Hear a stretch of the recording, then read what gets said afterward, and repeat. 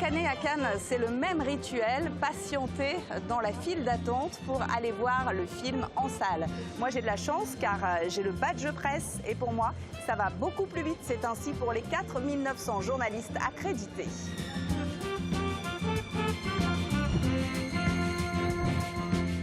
À l'affiche aujourd'hui, Plaire, aimer et courir vite de Christophe Honoré.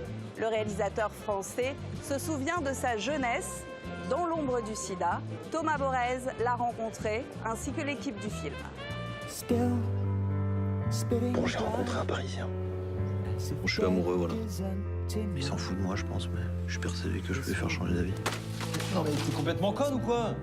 Je suis pas sa femme, je suis juste une amie. Lolo est son fils, je suis la maman de son fils. Jacques est très fort pour compartimenter sa vie. Et moi? Ah, pardon. Je suis Mathieu, un ami de Jacques. Alors tu l'as trouvé comment? Je l'imaginais plus mignon. Allez, viens. Je vais à Rennes voir mon breton bizarre. Just one moment. Bon, messieurs, bonjour. Bonjour. Bonjour. Aimer, boire et chanter, c'est le dernier film d'Alain Resnais. Et le dernier film de Christophe Honoré, enfin pas le dernier totalement, hein, c'est Plaire, aimer et courir vite. Est-ce que c'est un hommage à... Je commence fort. C'est pas le dernier, ouais. Non, ça fait écho au film d'Alain Resnais ou pas du tout? Pas du tout, en fait. J'ai plus pensé à Sexe, mensonge et vidéo C'est un autre genre. ou Bouge pas, meurt et ressuscite, en fait, qui sont comme ça, et fait aussi des titres qui fonctionnent sur un rythme tertiaire. Ça faisait plus écho pour moi à des films des années 90 qui avaient ces titres-là. Parce qu'en plus, moi, j'ai plutôt tendance à changer de titre continuellement, même sur le tournage, en fait.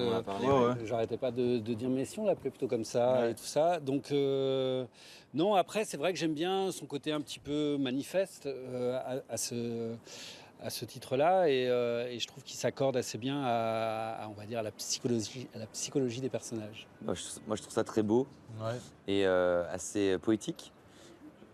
Tout comme le film, je trouve, il y a beaucoup de poésie, de tendresse, et en même temps, le titre résume un petit peu ce qu'on va voir. C'est deux personnes qui se plaisent, un qui aime, l'autre qui ne veut pas aimer, mais qui aime quand même, et puis courir vite pour lui parce que c'est son tempérament, quelqu'un qui va vite, et Jacques aussi court vite parce que il est malade. Ouais. Voilà, donc je trouve que ça résume très bien le film. Voilà quoi, bien trouvé.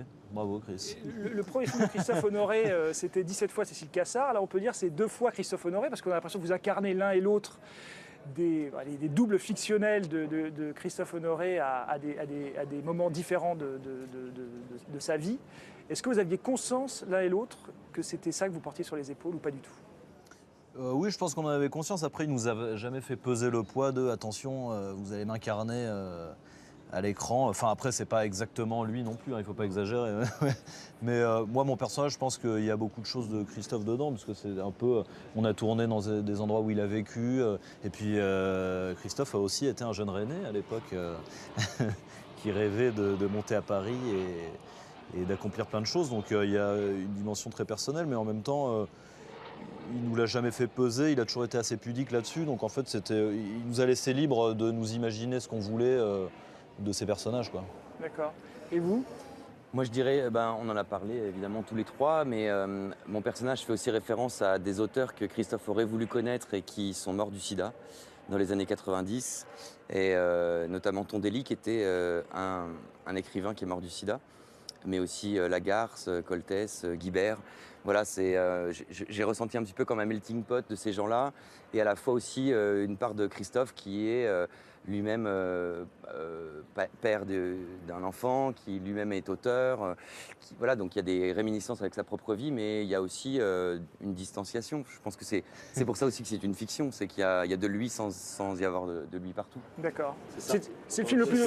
On parle bien de ce que tu penses. C'est votre film le plus autobiographique, vous le revendiquez comme ça, ou vous n'avez pas tellement envie que...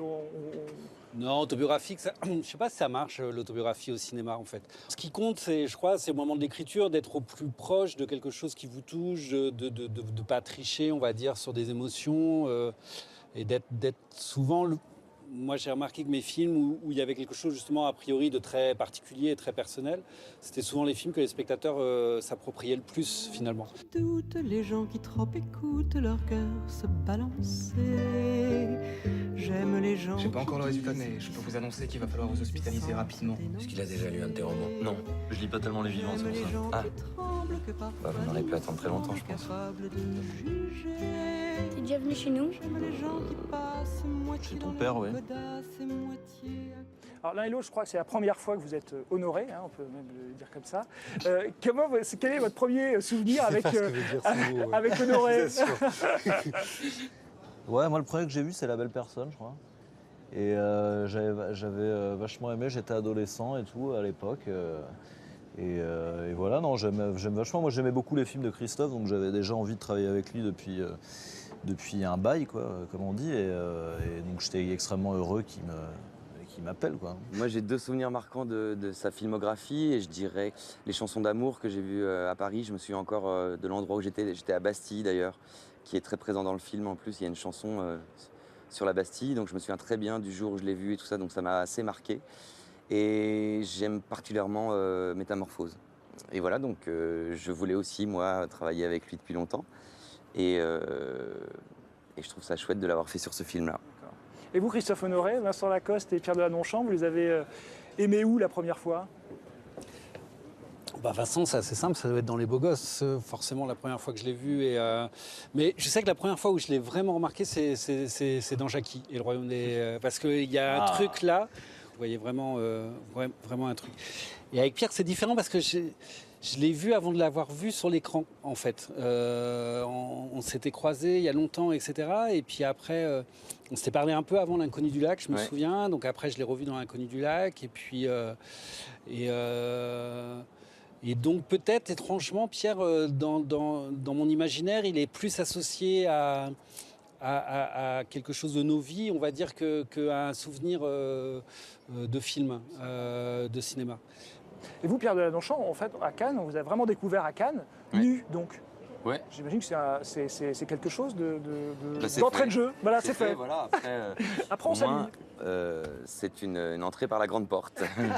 Merci beaucoup. Et quand même une dernière question. Années 90, SIDA, on est à Cannes. Il y a un an, il y avait 120 battements par minute. Est-ce que c'est, quand vous avez écrit le film, tourné le film, le succès, j'imagine, du film de Romain Campillo a surgi? Est-ce que c'est quelque chose qui, je sais pas, vous a pas forcément inspiré, ou alors freiné, ou alors vous avez trouvé une espèce de pont entre le film? Ça m'a pas inspiré parce que je l'ai écrit, je n'avais pas connaissance en fait, du film de Campillo. Et quand le film est sorti, nous on démarrait le tournage, donc on l'a pas vu, on l'a vu après. Non, ça m'a pas freiné. Et moi j'attends d'autres films. Je pense que le SIDA a été un trauma fort en fait pour des gens nés dans les années 60-70. Et que le cinéma a été assez silencieux finalement autour du sida. Je pense que c'est pas le sujet du film, mais en tout cas que dans des scénarios et des histoires, cette donnée-là historique, qui à mon avis est une donnée essentielle pour des gens de ma génération, je trouve ça tout à fait légitime qu'elle se retrouve dans de nombreux films. Merci beaucoup. Merci à vous. Je ne tiens pas plus. Merci beaucoup. Merci. Tu tombes mal, je peux pas me permettre une dernière romance.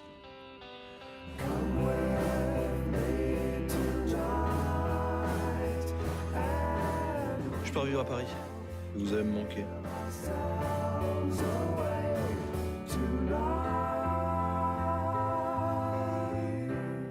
Tu sais qu'on pourrait se faire une belle vie tous les deux.